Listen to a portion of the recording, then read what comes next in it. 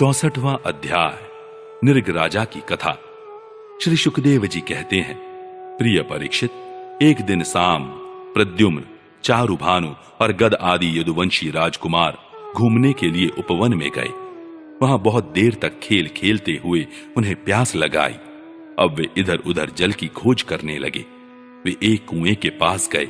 उसमें जल तो था नहीं, एक बड़ा विचित्र जीव दीख पड़ा। वह जीव पर्वत के समान आकार का एक गिरगिट था। उसे देखकर उनके आश्चर्य की सीमा न रही। उनका हृदय करुणा से भर आया और वे उसे बाहर निकालने का प्रयत्न करने लगे। परंतु जब वे राजकुमार उस गिरे हुए गिरगिट को चमड़े और सूत की रस्सियों से बांधकर बाहर न निकाल सके, तब कौतूहलवश उन्होंने यह आश्चर्यमय वृत्तांत भगवान श्री कृष्ण के पास जाकर निवेदन किया। जगत के जीवन दाता कमल नयन भगवान श्री कृष्ण उस कुएं पर आए। उसे देखकर उन्होंने बाएं हाथ से खेल खेल में अनायास ही उसको बाहर निकाल लिया।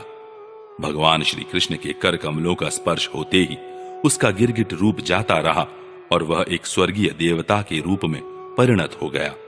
अब उसके शरीर का रंग तपाए हुए सोने के समान चमक रहा था और उसके शरीर पर अद्भुत वस्त्र, आभूषण और पुष्पों के हार शोभा पा रहे थे।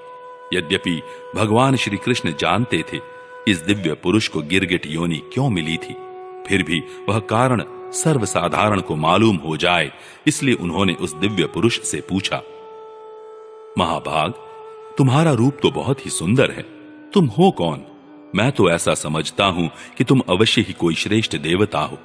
कल्याण मूर्ते, किस कर्म के फल से तुम्हें इस योनि में आना पड़ा था? वास्तव में तुम इसके योग्य नहीं हो। हम लोग तुम्हारा वृत्तांत जानना चाहते हैं। यदि तुम हम लोगों को वह बतलाना उचित समझो तो अपना परिचय अवश्य दो। श्री शुकदेव जी कहते हैं, परीक्षित, जब अनंत मूर्ति भगवान श्री कृष्ण ने राजा नृग से इस प्रकार पूछा, तब उन्होंने अपना सूर्य के समान जाज्वल्यमान मुकुट झुकाकर भगवान को प्रणाम किया और वे इस प्रकार कहने लगे। राजा नृग ने कहा, प्रभु, मैं महाराज इक्ष्वाकु का पुत्र राजा नृग हूं। जब कभी किसी ने आपके सामने दानियों की गिनती की होगी, तब उसमें मेरा नाम भी अवश्य ही आपके कानों में पड़ा होगा। प्रभु, आप समस्त प्राणियों की एक एक वृत्ति के साक्षी हैं। भूत और भविष्य का व्यवधान भी आपके अखंड ज्ञान में किसी प्रकार की बाधा नहीं डाल सकता। अतः आपसे छिपा ही क्या है? फिर भी मैं आपकी आज्ञा का पालन करने के लिए कहता हूं। भगवान, पृथ्वी में जितने धूलिकण हैं, आकाश में जितने तारे हैं और वर्षा में जितनी जल की धाराएं गिरती हैं, मैंने उतनी ही गौएं दान की थी। वे सभी गौएं दुधार, नौजवान, सीधी, सुंदर, सुलक्षणा और कपिला थी। उन्हें मैंने न्याय के धन से प्राप्त किया था। सबके साथ बछड़े थे। उनके सींगों में सोना मढ़ दिया गया था और खुरों में चांदी। उन्हें वस्त्र, हार और गहनों से सजा दिया जाता था। ऐसी गौएं मैंने दी थी। भगवान, मैं युवावस्था से संपन्न श्रेष्ठ ब्राह्मण कुमारों को, जो सद्गुणी, शील संपन्न, कष्ट में पड़े हुए कुटुंब वाले, दंभ रहित, तपस्वी, वेद पाठी, शिष्यों को विद्या दान करने वाले तथा सच्चरित्र होते, वस्त्राभूषण से अलंकृत करता और उन गौओं का दान करता। इस प्रकार मैंने बहुत सी गौएं, पृथ्वी, सोना, घर, घोड़े, हाथी, दासियों के सहित कन्याएं, तिलों के पर्वत, चांदी, शैया, वस्त्र, रत्न, गृह सामग्री और रथ आदि दान किए। अनेकों यज्ञ किए और बहुत से कुएं, बावली आदि बनवाए। एक दिन किसी अप्रतिग्रही तपस्वी ब्राह्मण की एक गाय बिछुड़कर मेरी गौओं में आ मिली। मुझे इस बात का बिल्कुल पता न चला, इसलिए मैंने अनजान में उसे किसी दूसरे ब्राह्मण को दान कर दिया। जब उस गाय को वे ब्राह्मण ले चले, तब उस गाय के असल स्वामी ने कहा, यह गौ मेरी है। दान ले जाने वाले ब्राह्मण ने कहा, यह तो मेरी है, क्योंकि राजा नृग ने मुझे इसका दान किया है। वे दोनों ब्राह्मण आपस में झगड़ते हुए अपनी अपनी बात कायम करने के लिए मेरे पास आए। एक ने कहा, यह गाय अभी अभी आपने मुझे दी है, और दूसरे ने कहा कि यदि ऐसी बात है तो तुमने मेरी गाय चुरा ली है।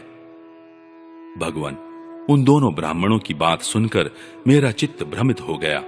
मैंने धर्म संकट में पड़कर उन दोनों से बड़ी अनुनय विनय की और कहा कि मैं बदले में 1 लाख उत्तम गौएं दूंगा। आप लोग मुझे यह गाय दे दीजिए। मैं आप लोगों का सेवक हूं। मुझसे अनजान में यह अपराध बन गया है।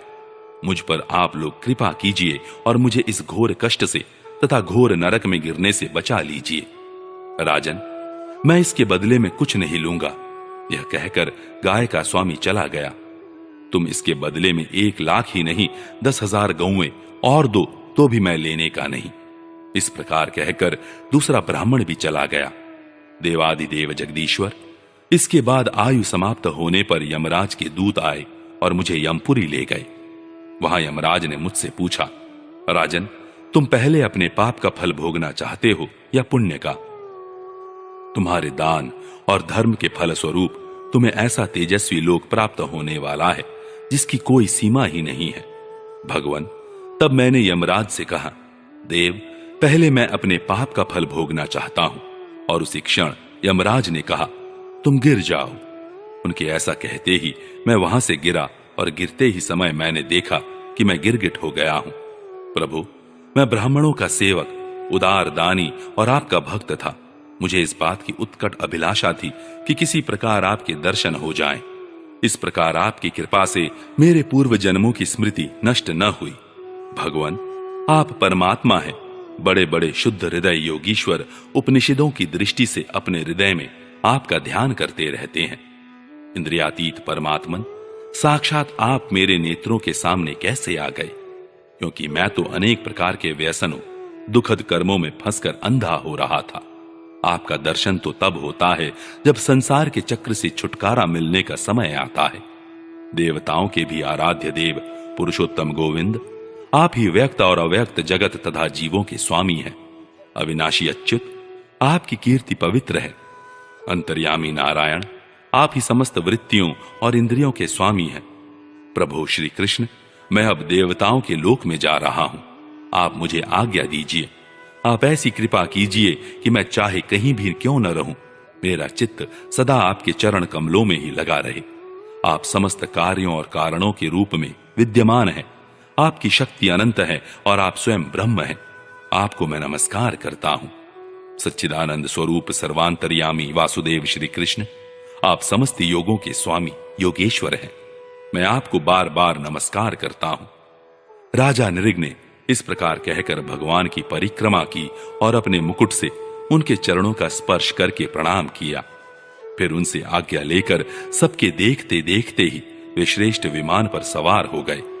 राजा नृग के चले जाने पर ब्राह्मणों के परम प्रेमी, धर्म के आधार देवकी नंदन भगवान श्री कृष्ण ने क्षत्रियों को शिक्षा देने के लिए वहां उपस्थित अपने कुटुंब के लोगों से कहा, जो लोग अग्नि के समान तेजस्वी हैं, वे भी ब्राह्मणों का थोड़े से थोड़ा धन हड़प कर नहीं पचा सकते। फिर जो अभिमानवश झूठ मूठ अपने को लोगों का स्वामी समझते हैं, वे राजा तो क्या पचा सकते हैं। मैं हलाहल विष को विष नहीं मानता, क्योंकि उसकी चिकित्सा होती है। वस्तुतः ब्राह्मणों का धन ही परम विष है। उसको पचा लेने के लिए पृथ्वी में कोई औषध, कोई उपाय नहीं है। हलाहल विष केवल खाने वाले का ही प्राण लेता है और आग भी जल के द्वारा बुझाई जा सकती है, परंतु ब्राह्मण के धन रूप अरणि से जो आग पैदा होती है, वह सारे कुल को समूल जला डालती है। ब्राह्मण का धन यदि उसकी पूरी पूरी सम्मति लिए बिना भोगा जाए, तब तो वह भोगने वाले, उसके लड़के और पौत्र, इन 3 पीढ़ियों को ही चौपट करता है। परंतु यदि बलपूर्वक हट करके उसका उपभोग किया जाए, तब तो पूर्व पुरुषों की 10 पीढ़ियां और आगे की भी 10 पीढ़ियां नष्ट हो जाती हैं। जो मूर्ख राजा अपनी राजलक्ष्मी के घमंड से अंधे होकर ब्राह्मणों का धन हड़पना चाहते हैं, समझना चाहिए कि वे जानबूझकर नरक में जाने का रास्ता साफ कर रहे हैं। वे देखते नहीं कि उन्हें अधःपतन के कैसे गहरे गड्ढे में गिरना पड़ेगा। जिन उदार हृदय और बहुकुटुंबी ब्राह्मणों की वृत्ति छीन ली जाती है, उनके रोने पर उनके आंसू की बूंदों से धरती के जितने धूलिकण भीगते हैं, उतने वर्षों तक ब्राह्मण के स्वत्व को छीनने वाले उस उच्छृंखल राजा और उसके वंशजों को कुंभिपाक नरक में दुख भोगना पड़ता है। जो मनुष्य अपनी या दूसरों की दी हुई ब्राह्मणों की वृत्ति, उनकी जीविका के साधन छीन लेते हैं, वे 60,000 वर्ष तक विष्ठा के कीड़े होते हैं। इसलिए मैं तो यही चाहता हूं कि ब्राह्मणों का धन कभी भूल से भी मेरे कोष में न आए, क्योंकि जो लोग ब्राह्मणों के धन की इच्छा भी करते हैं, उसे छीनने की बात तो अलग रही, वे इस जन्म में अल्पायु, शत्रुओं से पराजित और राज्य भ्रष्ट हो जाते हैं, और मृत्यु के बाद भी वे दूसरों को कष्ट देने वाले सांप ही होते हैं। इसलिए मेरे आत्मियों, यदि ब्राह्मण अपराध करे तो भी उससे द्वेष मत करो।